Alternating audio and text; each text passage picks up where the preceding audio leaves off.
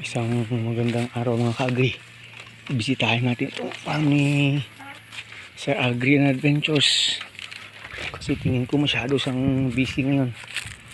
At nako, umaandar yata yung grass cutter sa ilalim. Kasi isang gabi na siyang natulog dito. Dahil po sa kanyang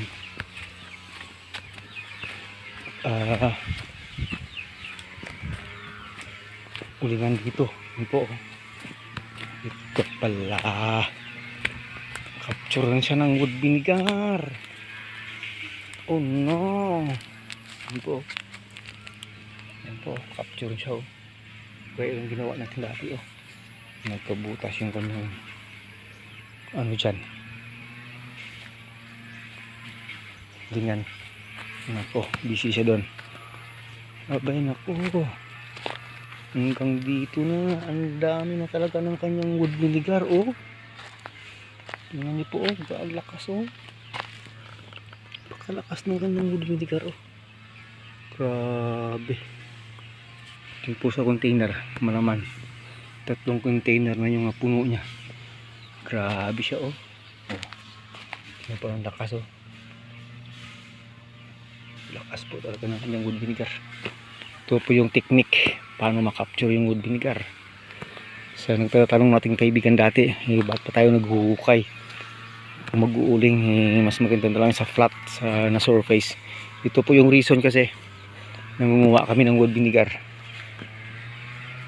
nagkukulit po kami. Nako, itong kanyang area dito, ang dating napaka sikip na puro lang nakater na, labas na yung mga damo dito para sa kanyang mga kambing.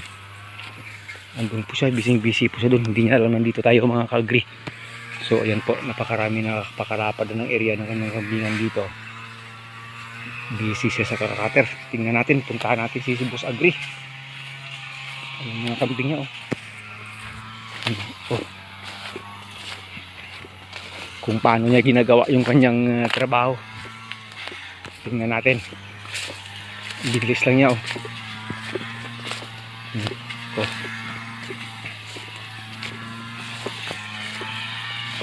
yan yung boss natin, yan, tingnan nyo.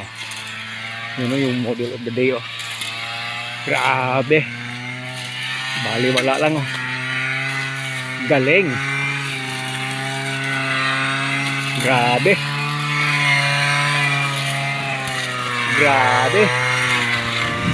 ganun pala yun. Uy, tingnan nyo mga ka-agri, bilis lang.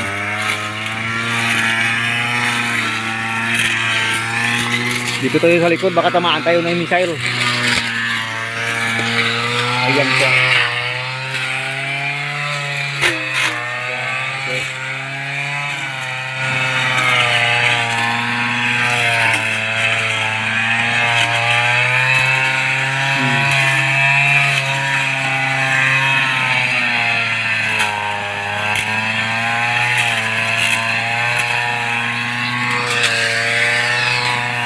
Yung mga kahoy lang hindi kaya, mga ganyan-ganyan. Pero yung mga maliliit na mga bush, putol,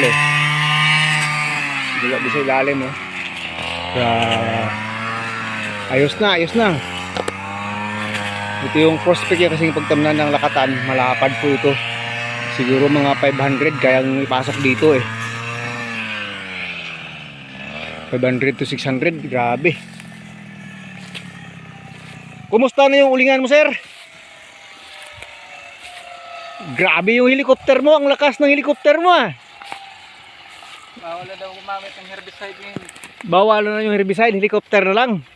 Lakas ng helicopter mo, Grabe, So yun po, sir, ano ba yung project dito? Ba't mo pinakat sa helicopter? Para gawing playground ng mga kambing. Playground ng mga kambing. Konti lang naman kambing, andun na sila sa ilalim kanina, Para tumubo yung damo. Para tumubo yung damo, kasi hindi basta-basta makakalabas ng maganda yung damo, sir. Pag maapaw na yung hindi nakat, maapaw na.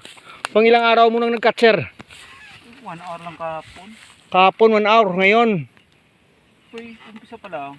Ganyan nakalapad na cut mo? Grabe. Lakas mo naman, sir. Grabe mo naman. So yung ulingan mo doon, dinaanan ko may butas yata sa gitna. Malaki? Hindi naman masyado. Parang wala lamang lumalabas na usok. Maraming wood vinegar na nakuha mo, ano? Hindi pa lang. God. Ha? Tatlo pa lang. Tatlo pa lang? Grabe. Yung sa akin, isa lang. Sa'yo, tatlo na. Grabe eh. Hindi, kagabi, hindi malamig dito nang dito natulog. Sobra. Sobrang lamig. May naaalala ka, sir, dahil sa sobrang lamig? Marami. Marami! Ano kaya ang naaalala ni sir? Jacket at saka kumot. Mami din, naalala yung jacket. Ay, nako talaga. Kasi siyempre, mayroon tayong bagyo, hindi makakapasok eh. Ganito lang eh, paambon-ambon lang. So yun po mga ka-agree, nagbisita tayo dito kasi sabi ko ba't may umaandar na helicopter. Kaya pauwi na sana ako ng barangay, pero nadaan tayo dito. Kaya pala may ginagawang kababalagan si Sir Agri and Adventures dito. O sige sir, maraming salamat sir. Yun pala yun. Biglang umaliwalas na yung paligid dito kasi nakat na yung mga ano. Konti na lang. Konti na lang, mga isang oras na lang, wala na.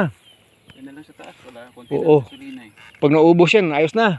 Ito na lang sa taas. Malapad na itong paglalaruan ng kambing mo. Masyadong malapad na ito. Nako. Kita mo na sila lahat. Andun sila sa ilalim eh. Di kita na lahat. Kita na lahat. Di gaya dati na, nako, hindi mo sila makikita kung saan nakatago kasi matataas yung mga ano na ito. Yung mga hanap. Oo, di mahanap pero ito okay na. So, yan, magkape ka muna sir. O tumubo na ito sir oh. Wala. Walang tumubo. Karamihan patay. Hindi mo diniligan? Sak. Kaya Oo, yun talaga. maganda pag kanyang bago. Oo. At least may isang natubo. Yun. Yung mga kambing mo busog na sir eh. Nako, ang dami ng mga goat manure ni sir dito. Oh, grabe. Daming goat manure. 3 container na. Saan ba gagamitin yung wood vinegar mo sir? Alam na this. Nako, ganda pa oh. Hindi kaya ngayon na hapon ano. Baka hanggang bukas pa ito ano. Di mag-isang gabi ka pa dito. Okay lang. Okay lang. Alam na this na kung sa bagay kasi yung jacket na remember na rin eh. Kasi mamayang gabi talagang malamang sa malamang. Ganun pa rin yun. Nako. Lakas pa rin ng wood vinegar oh. Oh, di kitang-kita na lahat yung kambing doon sa ilalim. Ayun mga ka-agree oh. Yun pala yung activity ni sir ngayon. May ulingan siya at nag-cutter ng kanyang kambingan field. Di happy yung mga kambing. Future banana farm. At saka future banana farm. Estimate ko sir, aabutin siguro ka ng sobra 500 sir. Hanggang doon sa dulo. Kasi malapad ito eh. Siguro aabutin ito ng 6 na linya. Kalahati lang dyan. Hanggang saging. O kahit kalahati lang dyan. Pero malawak kasi, malapad kasi ito eh. Sabi ko nga kung hanggang doon, lagay mo hanggang doon yung ano mo. Taniman ko ng mapirin dyan. Oo, sige. Ibig sabihin, yung Wala. dito lang. Yan na to, pababa. Oo. Malapad na masyado. Kunti na lang yung anuin mo. Kahit mano-mano. Mano-manong cut mo. Pag may pambiling gasolina. O kahit spray mo nga lang direkta yan, okay na eh. Kasi pag ganyan malinis naman sa ilalim yan. Wala importante yung ano ng kambing kasi masyado ng mataas. Oo. Kasi ito pag na-enclose mo na yung mga kambing dito na lang sa taas. At sa labas. O, okay.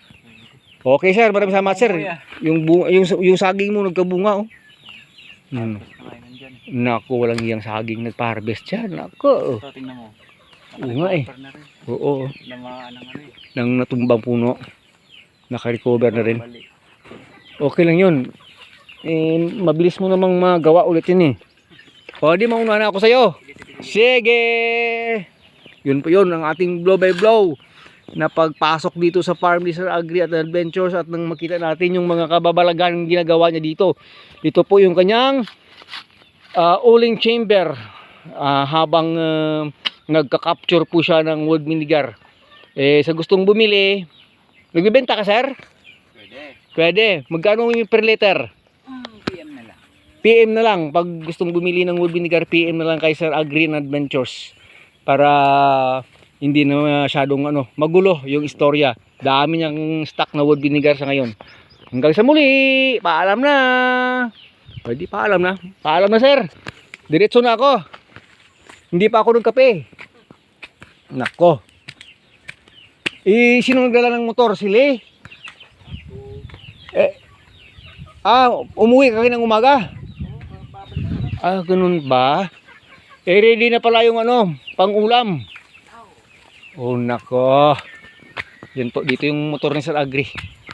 Kasi wala namang malakas na bumagsak na ulan. Ay, doon pala yung ibang kambing. Natuloy talaga yung pag-jet ng kambing mo kahapon. Nakauwi naman kaagad si Igor. Uy, puti lang, iba hindi. Ilang sampa? 4 ata. 4? Sigurado na yan. Mabubuntis na yan. 4 yung sampa. Naku. Paano ba? Yung isang puti doon sa ilalim. Yung nasampahan kahapon. O, sige na.